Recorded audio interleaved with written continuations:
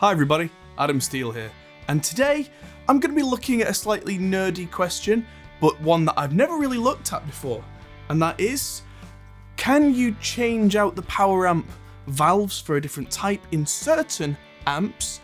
And in the case of my trusty Revv Generator 120, how much difference is it going to make? So, here we go!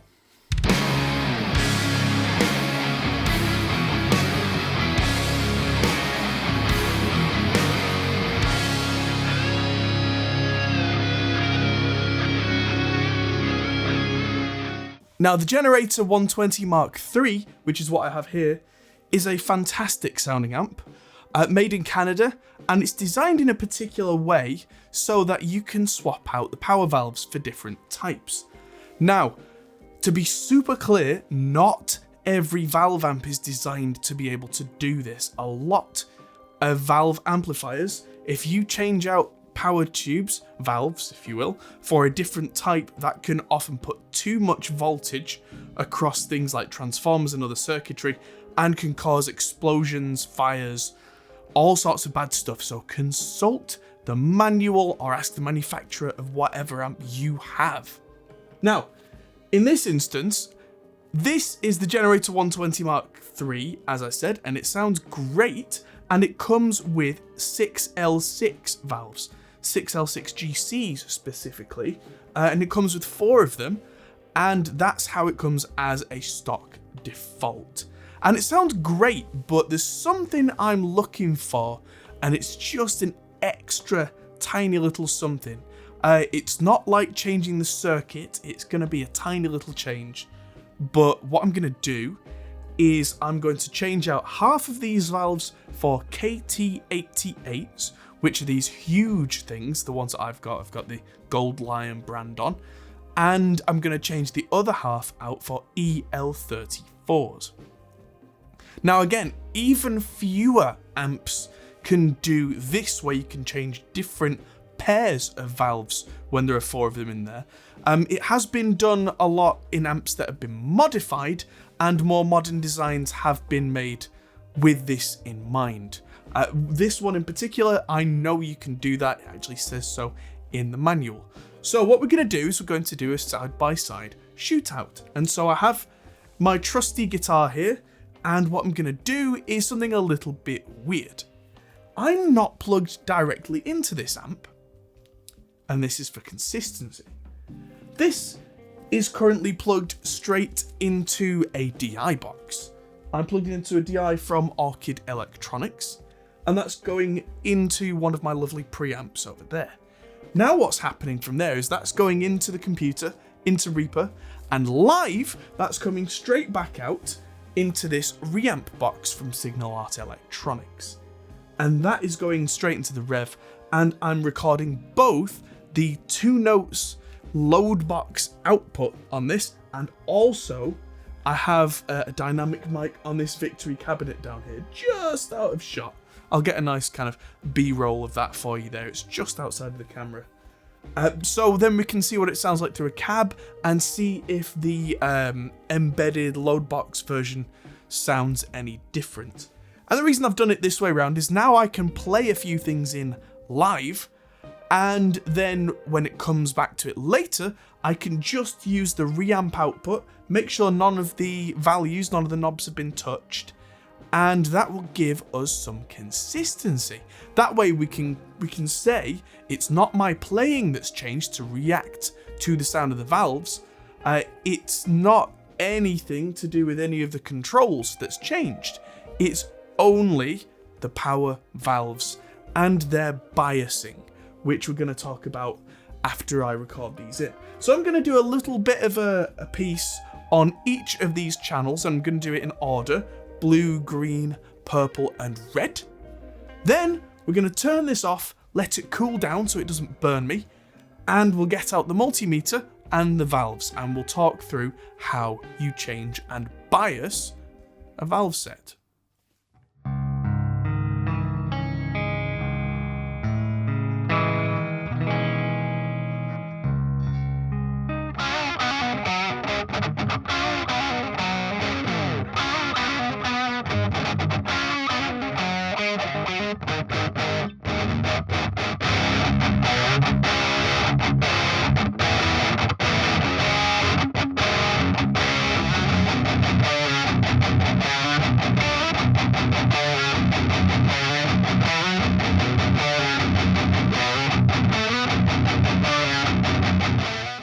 All right, let's turn her off and let's get it cooled down.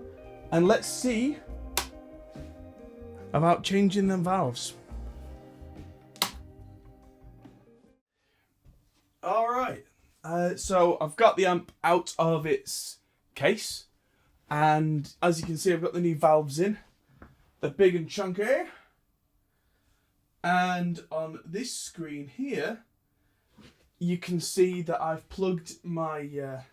well, let's just pan this up a second. I've plugged in my multimeter on a millivolt range to some of the bias points. In fact, let's make the camera see all of that.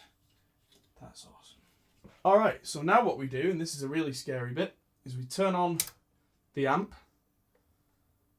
and we take it out of standby. Only do this if you really know what you're doing.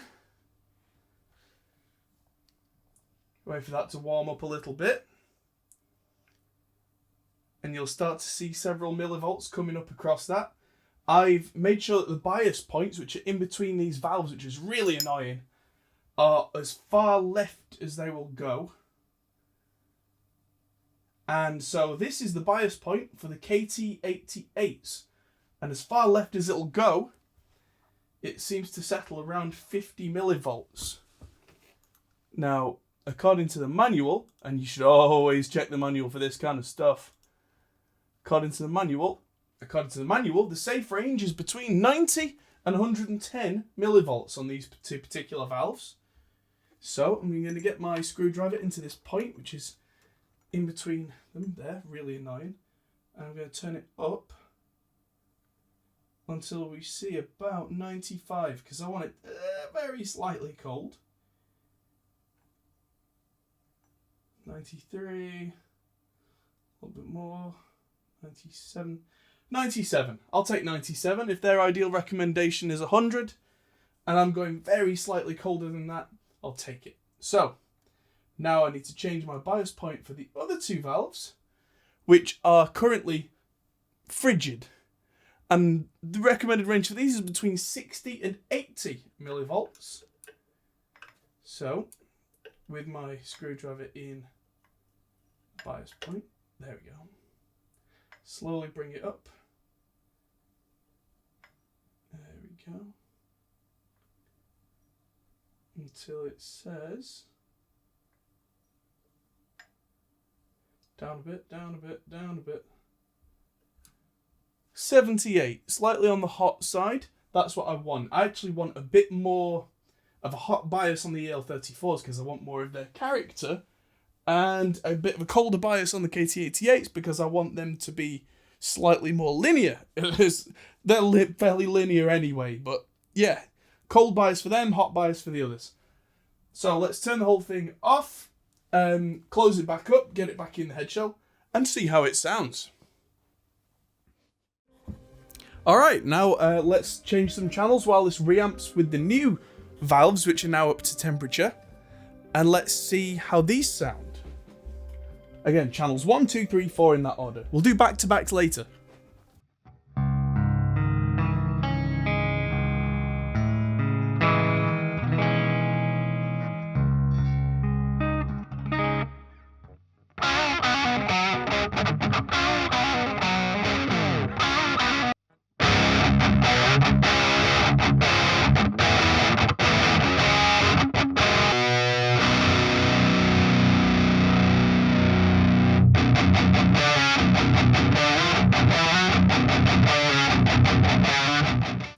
What a monster.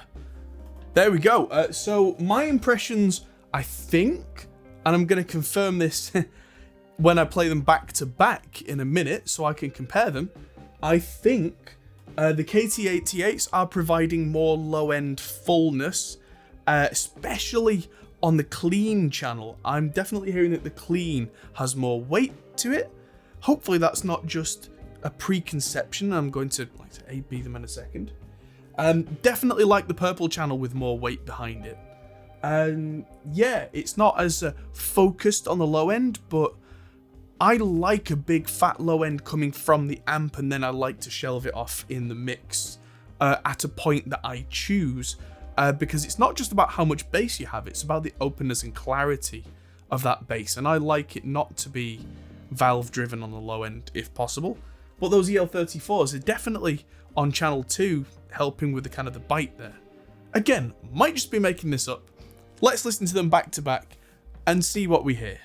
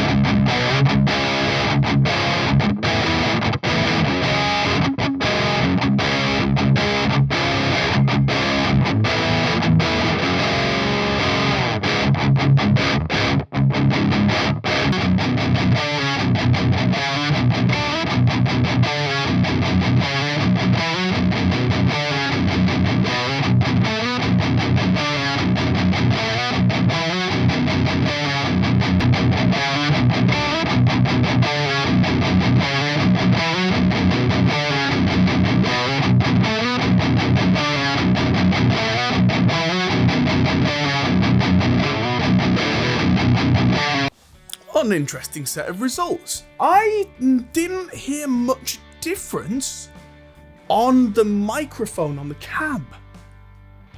But on the embedded 2 notes, I'm definitely hearing a lot more. Could be an increase in volume, I don't know. But the load box itself isn't connected in here when it's running out to a cab. So it can't be the load box. So why would I be hearing a big difference through the 2-note system but less through the microphone? Weird. Maybe it is just a volume difference. I don't know. Maybe I need to crank this louder, but it's already pretty loud in the room. And as a 120 watt amp, I know that there's like, yeah, you can go pretty far with this kind of stuff. So yeah, it's going to be interesting to see how it sounds. I do wonder, and this is something maybe for a future video, if the volume knob on the master isn't like other amps where you get to about 3 and that's your lot. Maybe they've changed the volume sweep there, because even though it's fairly loud, I feel like there's a lot further this amp could go. We'll see. But hopefully this has been enlightening for you, whether it was the result you expected or whether it wasn't. But yeah, hopefully you learned something. Thank you everybody for watching, and I'll see you all in the next video. Like, share, subscribe, all that stuff. Check out our Patreon. Thank you everybody. See you later. Goodbye. Hey everyone, that might be the end of the video, but if you fancy carrying on this conversation, we have a Discord server. Link is in the description. We're also on Patreon, which is something you can really help us with. We also are on Facebook, Instagram and Twitter at Hot Pole Studios. See you there.